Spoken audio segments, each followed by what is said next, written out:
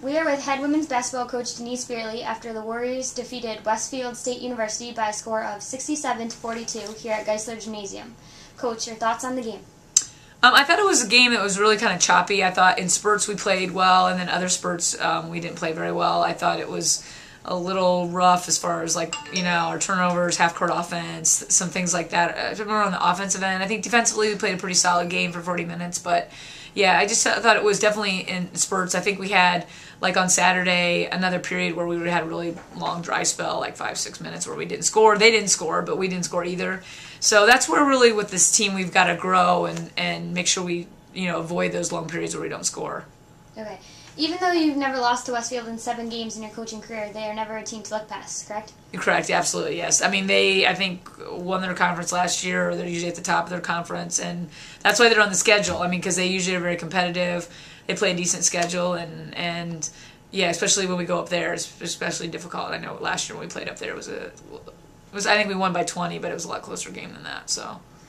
You are in the middle of an 8-day stretch of 4 games. 3 of those games are against some of the top teams in the conference and in New England. How important is this week to you and your team? Very important. I mean, I do try to remind them it is only December, and I try to remind myself that as well.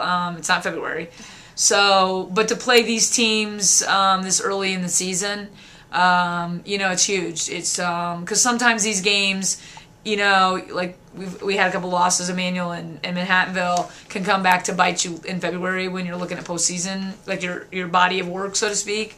And then sometimes like a win tonight can really help you. So that's why, even though you say, well, it's only November, December, you really got to try to take care of business when you can. So that's why I was pleased that we ended up putting them away, towards the 8-minute mark of the game and did a good job with that. But yeah, I mean, obviously Thursday we have a ginormous, task in front of us, being that we're very young and they return, they start like 5 seniors and they're defending national champions. So yeah, I mean, we have a tough task ahead of us, and then to close out the semester with Rhode Island College, who was the preseason #1. But our kids are resilient. I think they showed that on Saturday and coming back, and so I think they'll be ready.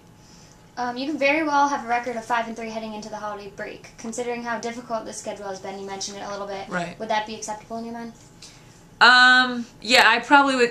If you'd asked me that last Friday, I absolutely would have taken that. So, but then you get a little greedy and then you want all of them. But, yeah, I think, especially because of the conference. If we could be 2-0 in the conference and beat potentially, I don't know if you believe in the preseason rankings, because they're on a piece of paper, they're not on the court. So you could potentially say if we were 2-0, we would have beat the top 2 teams in the league.